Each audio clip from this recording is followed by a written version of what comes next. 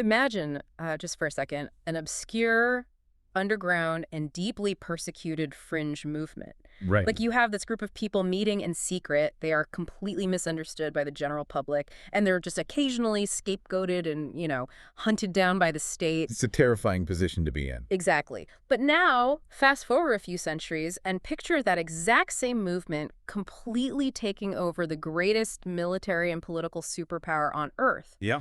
They don't just survive. I mean, they eventually wield more sheer, unadulterated power than the very emperors who once fed them to the lions. It really remains one of the most stunning reversals of fortune in human history.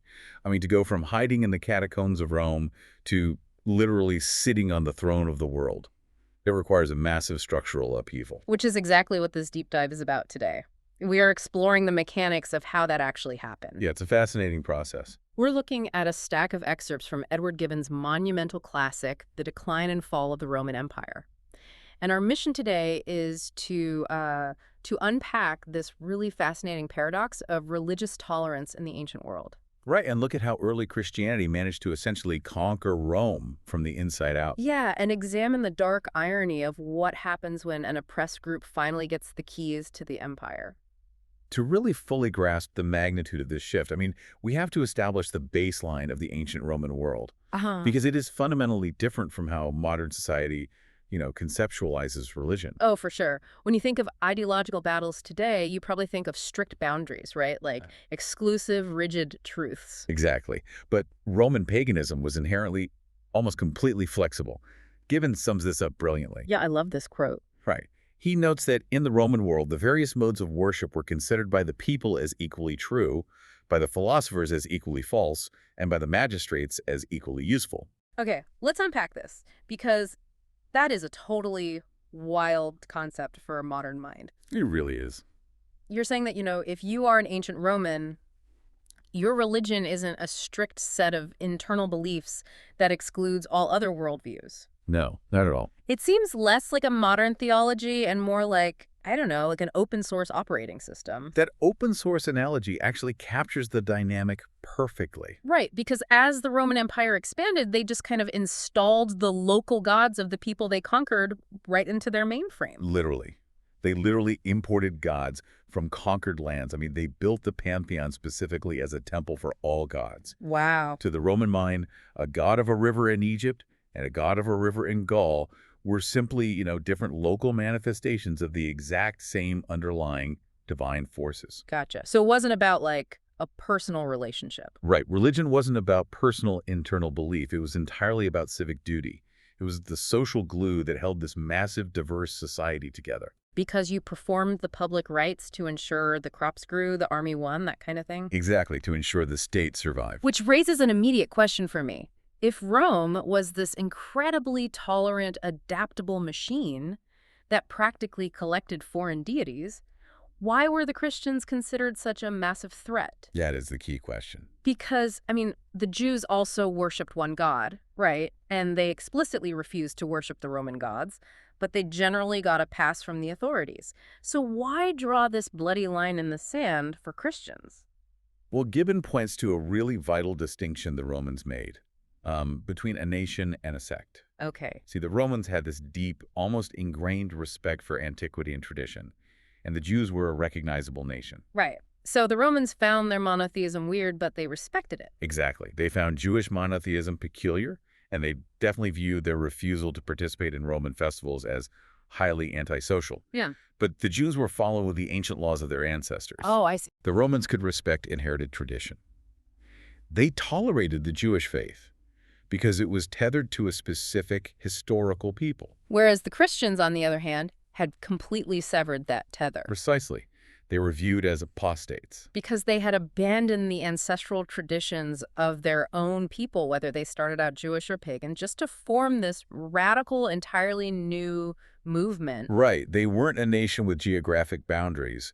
They were a disruptive ideology spreading across all demographics. That makes sense. And because Roman religion and Roman civic life were completely inseparable, refusing to participate in the public sacrifices wasn't just, interpreted as a simple theological disagreement. It was treason. It was viewed as literal treason. The Romans looked at the Christians not as religious dissidents, but as dangerous antisocial atheists. Wait, atheists, that's what they called them. They actually used the term atheist because the Christians rejected the entire pantheon of visible state-sanctioned gods. Wow, that is wild to think about. Right, so by refusing to participate in the civic festivals, the gladiatorial games, or the military oaths, all of which involved pagan rites, the Christians were seen as threatening the very fabric of the state. So it would be like a modern citizen refusing to pay taxes, refusing to recognize the court system, and actively telling everyone that the government is controlled by literal demons. That's the exact psychological mechanism at play. If the crops failed or a plague broke out, the Romans genuinely believed the gods were angry because this new group was refusing to honor the social contract. Man. So understanding that they viewed Christians as an existential threat to public safety makes the persecutions contextually logical. It does. But I have to push back here, based on the actual numbers Gibbon provides in these excerpts, because understanding the political tension is one thing, but the reality of these persecutions totally shatters the Hollywood myth we all grew up with. Oh, completely. We have this cultural image of nonstop carnage, right? You picture Roman magistrates acting like mustache-twirling villains, actively hunting down Christians just to throw them in the Colosseum for sport. Yeah, that's the popular narrative. But Gibbon actually ran the historical numbers on this, and the math flips the whole thing. Over 300 years of this supposedly relentless meat grinder, he estimates the total number of early Christian martyrs at roughly 2,000. The contrast is staggering. 2,000 people over 3 centuries across the entire Roman Empire. Which is, I mean, it's still tragic, but it's remarkably low.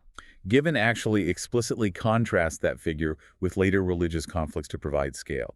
He points out that during the 16th century, the Holy Roman Emperor Charles V executed an estimated 100,000 Protestants in the Netherlands alone. Wait, so a later Christian empire killed 100,000 people in a single small region in just a few decades? Yeah. Whereas the pagan Roman Empire, which is always depicted as the ultimate machine of religious oppression, killed a fraction of that number over 300 years. That means the persecutions weren't some empire-wide policy of extermination. They absolutely were not. Yeah. More often than not, the violence was driven from the bottom up. Meaning the regular people. Right. It was driven by the panic of the local populace rather than top-down imperial decrees. If there was an earthquake, a famine, or a flood, the terrified mob would demand that the Christians be punished to appease the angry gods. Wow. So the Roman magistrates were frequently forced to act simply to prevent widespread riots. Yes. Gibbon highlights the correspondence between the Emperor Trajan and Pliny the Younger, who was a provincial governor. It perfectly illustrates this. Oh yeah, Pliny is essentially writing to the boss asking what to do with these people. Exactly. And Trajan explicitly tells him, do not actively hunt the Christians down. He outright bans anonymous accusations because they're contrary to the spirit of Roman justice. That's fascinating. These letters reveal a Roman legal system that was actually surprisingly hesitant to employ the death penalty against citizens for purely ideological reasons. Because Trajan's goal was clearly to minimize the bloodshed and maintain social order. He didn't want to maximize executions. Right. When Christians were brought to trial, the magistrates would practically plead with them. They would beg them to just throw a few grains of incense on the altar. Like the magistrate is sitting there thinking, just do the bare minimum, make the physical gesture of civic loyalty, and I can let you go. Exactly. But the Christians refused. Which leads directly into the next massive question. Right. If the persecutions were actually sporadic and the state wasn't actively trying to wipe them out, how did this tiny, illegal underground group grow large enough to take over the entire empire? It's the multi-million-dollar question. And here's where it gets really interesting, because the very things that made them outcasts forged them into an unstoppable force. They didn't just offer a new theology, they built an entirely parallel infrastructure, like a disruptive startup taking on an aging monopoly. That's a great way to put it. Gibbon outlines several sociological drivers for the rise of Christianity, and you see how they all weave together to create a society within a society. Let's go through those. First, you have their inflexible, intolerant zeal. In a Roman world of religious ambiguity and constant compromise, the Christians absolutely refused to yield an inch. And that kind of absolute, unwavering certainty is incredibly magnetic to people searching for meaning. Oh, absolutely. especially when that certainty is paired with their view of the afterlife. Right. We talked about why they refused the magistrate's offer to just burn the incense. Roman paganism had a very vague, gloomy, and unappealing view of the underworld. It was a very shadowy existence. But Christianity introduced a vivid, guaranteed promise of eternal paradise for believers and eternal fire for unbelievers. And when you truly believe that dying for your faith guarantees you immediate entry into paradise, the Roman magistrate's threat of execution completely loses its leverage. The survival instinct is totally rewired. Yes. What's fascinating here is how that theological courage manifested in their daily lifestyle. Gibbon highlights their extremely pure and austere morals. Which stood out. Huge contrast. Keep in mind, the Roman world in its later centuries was plagued by gross wealth inequality, political corruption, and massive social decay. In stark contrast, the early Christians lived incredibly disciplined, modest lives. And that discipline translated directly into how they treated each other. I mean, they essentially built the social safety net that the Roman government was failing to... Exactly. They became a state within a state. If we look at the internal mechanics, they collected their own voluntary taxes. They had a comprehensive welfare system that supported widows, orphans, the sick, and the unemployed. They even had their own internal courts to settle disputes so members wouldn't have to interact with corrupt Roman judges. That's incredible. If we connect this to the bigger picture, you can see why it acted as a massive recruitment tool. If you are a poor, marginalized person in the Roman Empire, this community feeds you, protects you, promises you eternal life, and treats you with a dignity that the state denies you. Plus, they operated this vast, interconnected network of bishops across the entire empire. They were constantly communicating, sharing resources, and building a unified front. So by the early 4th century, this parallel society was too big, too organized, and too deeply embedded to ignore. And the Roman Empire is fracturing at this point. You have civil wars, economic crises, and a total loss of unified identity. It brings us to Emperor Constantine. Right, the ultimate merger. He looks at this massive, highly disciplined underground network, and he doesn't just see a quirky new religion, he sees a political solution. He realizes he can use their infrastructure. But the friction point here is the philosophy. Right. How does an empire built on ruthless conquest, violence, and absolute submission reconcile with a religion that explicitly preaches turning the other cheek and loving your enemies? It seems like a massive contradiction. Yeah. How does a brutal, ambitious usurper like Constantine justify his absolute rule using the teachings of a man who was literally executed by the state? Well, Constantine's integration of the church was a breathtaking piece of political calculus. His initial decree, the famous Edict of Milan, originally just offered universal toleration, freedom of religion for everyone. Okay. But Constantine quickly recognized the unique political utility of the Christian church's internal structure and theology. Specifically, the Christian doctrine of passive obedience. Right, because the early church taught that earthly authority was instituted by God. They believed the emperor was essentially the vicegerent of God on earth. Exactly, which meant that political rebellion wasn't just a crime, it was a literal sin against heaven. Wow. That doctrine is the silver bullet for an absolute monarch. Pagan populations might rebel if their specific local interests or local gods were threatened. But the Christians offered a theological mandate for absolute submission to the throne, regardless of local politics. So Constantine saw that by co-opting the church, he could unify a fractured empire under one god and one emperor. The theological hierarchy mapped perfectly onto the political hierarchy he wanted to establish. So the underground resistance movement basically gets acquired by the Imperial monopoly. Yes. And the terms of that acquisition completely transformed the church overnight. They were instantly showered with immense wealth.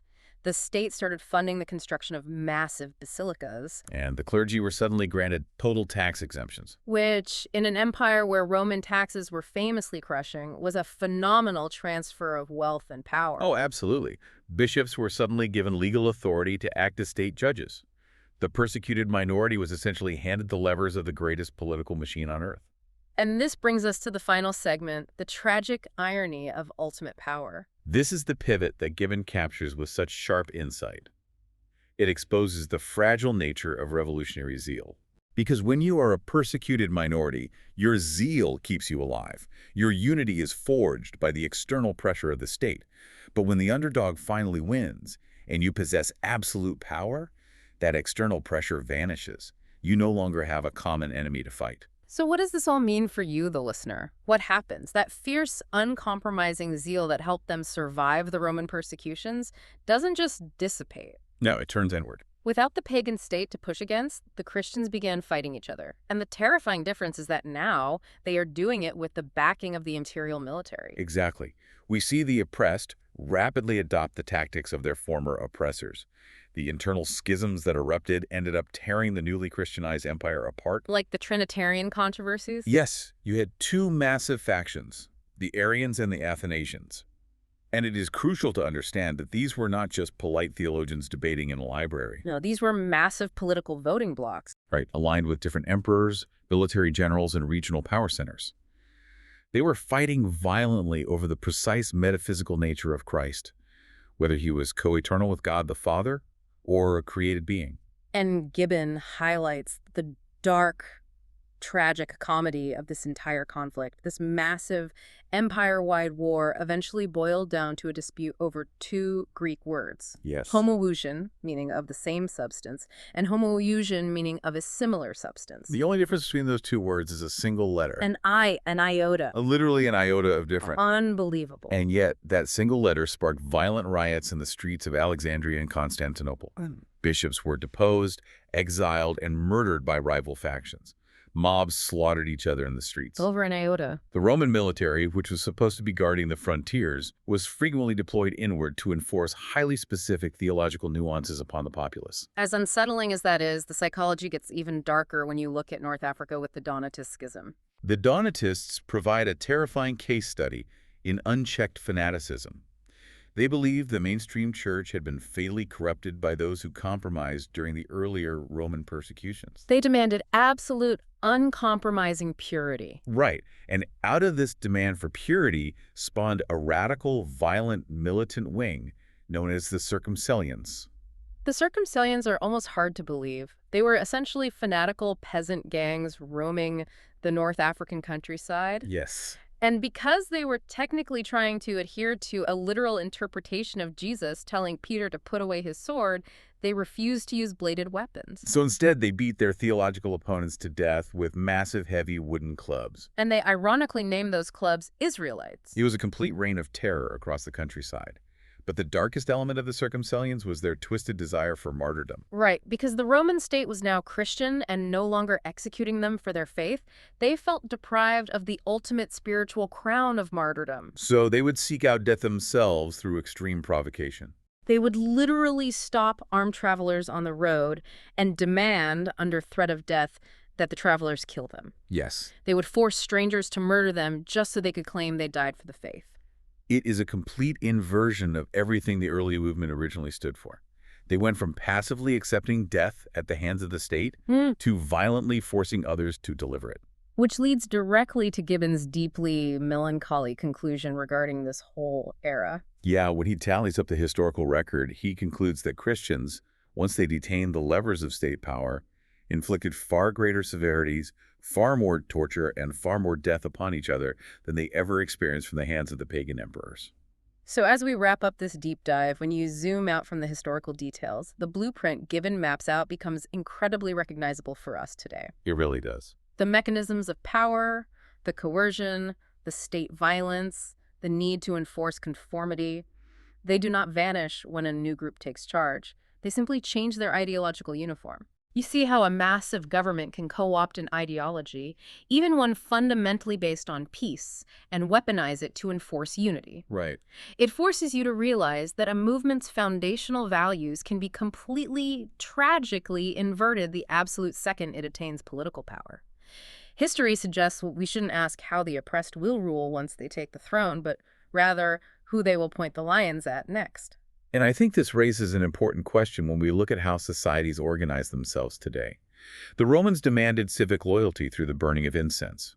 It was their required proof that you bought into the state's operating system. Right. If modern secular states have simply replaced civic religion with civic ideology, we have to ask ourselves, what is the modern equivalent of burning incense? Wow. When new dominant cultural institutions demand absolute ideological alignment for the sake of societal unity, are they actually dismantling the old oppressive structures, or are they just updating the code base for the exact same Roman machinery?